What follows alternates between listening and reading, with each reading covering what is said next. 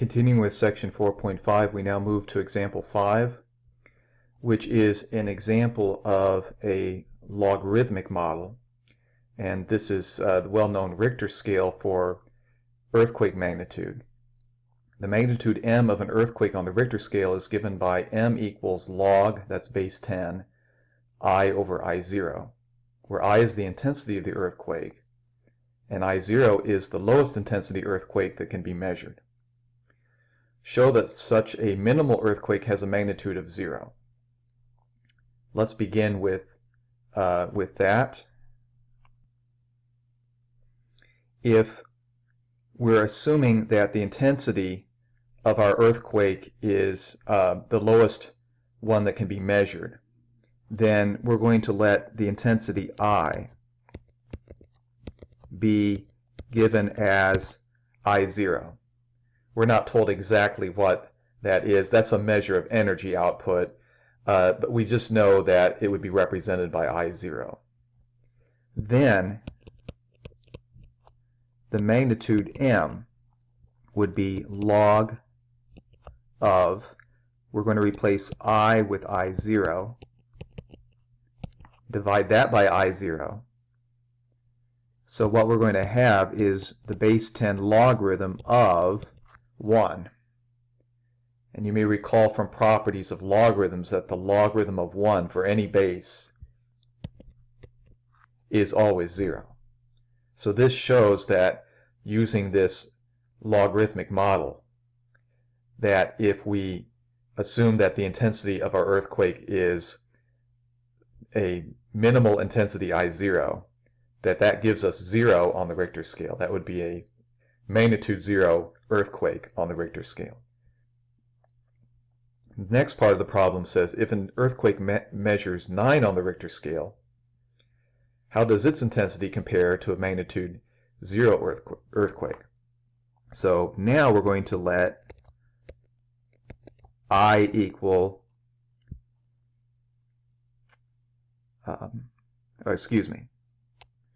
we're going to let m equal 9.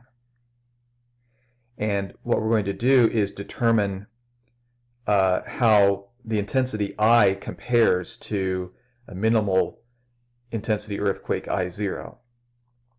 So if we do this, we'd say then 9 is equal to log of, I'm going to write this as I9 instead of just I, just for emphasis. This is the intensity of a magnitude 9 earthquake. I could just leave that as I, but just for the sake of clarity, I'm going to call that I9 for the intensity of a magnitude 9 earthquake. What we obtain here is a logarithmic equation that we want to solve for I9. Let me write this in a little bit different form.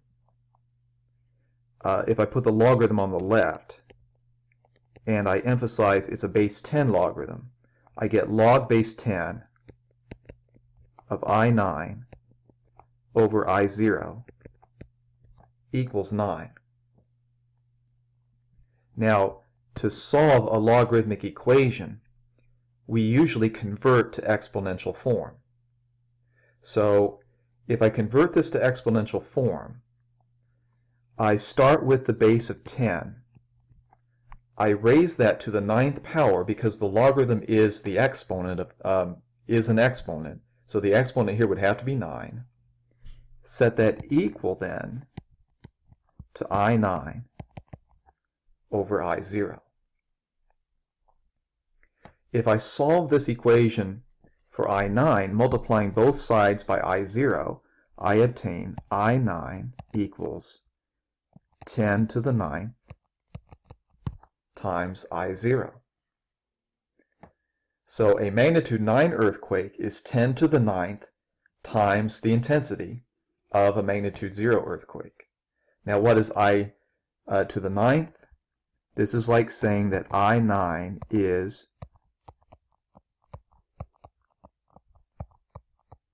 1 billion times I0. That is the magnitude of the intensity of a magnitude 9 earthquake is 1 billion times the intensity of a magnitude 0 earthquake.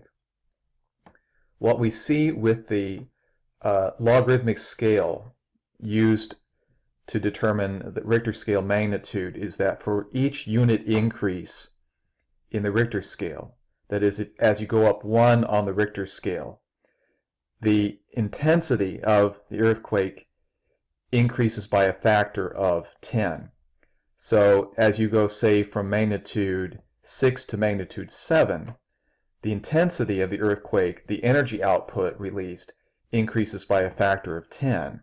So if you're looking at a difference of 9 on the Richter scale, it's going to be a difference in intensity of 10 to the 9th. So you get this huge difference in the intensities between these two earthquakes. There's a big difference in the intensity between even, say, a magnitude 6 and a magnitude 7 earthquake. The difference in the Richter scale is only 1, but the difference in intensity is tenfold. It's 10 times more intense. Moving now to example 6, we'll look at another example of an exponential model. This is called Newton's law of cooling.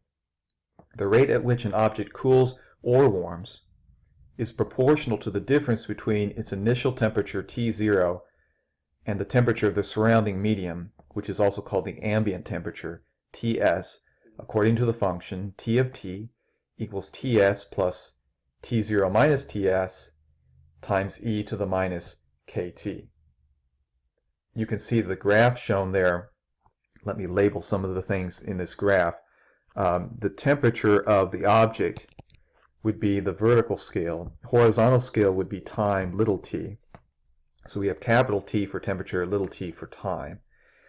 The ambient temperature would be given by the horizontal green line. So that would be Ts. That's the temperature of the surrounding medium, which could be air temperature or water temperature or something like that. And then the initial temperatures would be the temperatures at time 0, either here or here. So the blue curve is showing cooling, a case of cooling, and the red curve is showing a case of warming. And essentially what happens, what Newton's law of cooling is telling us, is that as the temperature of the object approaches the ambient temperature, the rate at which the object is cooling or warming decreases, so that the temperature of the object approaches the ambient temperature asymptotically, so that the ambient temperature gives us a horizontal asymptote for the exponential growth or decay curve. We have an example of a cooler sitting outside on a warm day. The inside of a cooler is initially 30 degrees Fahrenheit. 30 minutes later it has warmed to 40 degrees Fahrenheit. Suppose the ambient temperature is 80 degrees. How long will it take for the temperature inside the cooler to warm to 50 degrees? Let's write down some of the information given in this example. The ambient temperature, the temperature of the surrounding medium, that would be air temperature, is 80. The initial temperature of the object, which is the cooler, the inside of the cooler that is 30. So we have a case here where we have a cooler that's going to warm. So this is a situation involving warming. Our model then can be expressed, our function can be expressed as T of t equals Ts, that's 80, plus T0 minus Ts, e to the minus kt. Simplifying a little bit, that is T of t equals 80, 30 minus 80 is minus 50, e to the minus kt. Now we're also told 30 minutes later the object has warmed to 40 degrees. So that would also tell us that, let's assume t is measured in minutes. T of 30 is equal to 40. But according to our model, that can be expressed as 80 minus 50 e to the minus k with t equal to 30, little t equal to 30, e to the minus k times 30.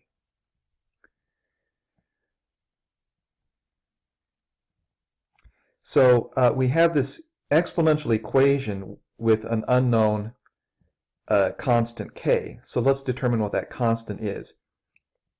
If we subtract 80 from both sides, we would get 40 minus 80 is negative 40 equals negative 50 e to the minus, I'm going to write 30k rather than k times 30. If we divide both sides of this equation, isolating e to the minus 30k, divide both sides by negative 50, negative 40 divided by negative 50 is 4/5, or perhaps easier to just write 0.8. 0.8 equals e to the minus 30k. Well, we've seen this type of equation before. This is a simple exponential equation. We use natural logarithms to solve for what we see in the exponent, that is for k.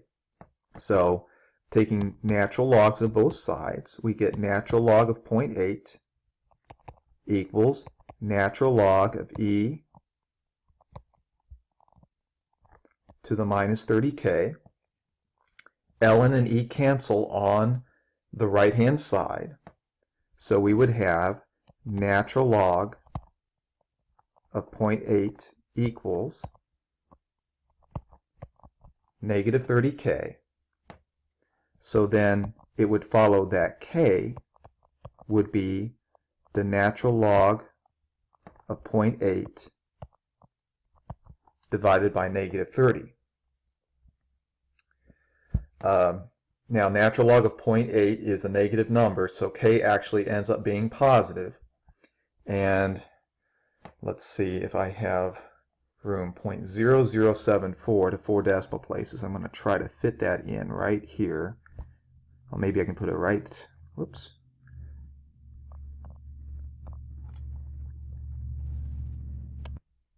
I'm going to just write it up above here because I'm having some problems with my computer otherwise, just using the screen.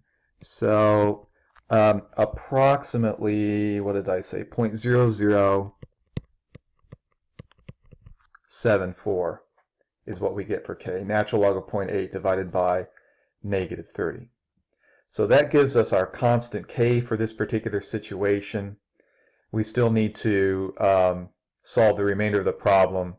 And since I'm running short on time, I'll just conclude this problem, example 6, in the next video.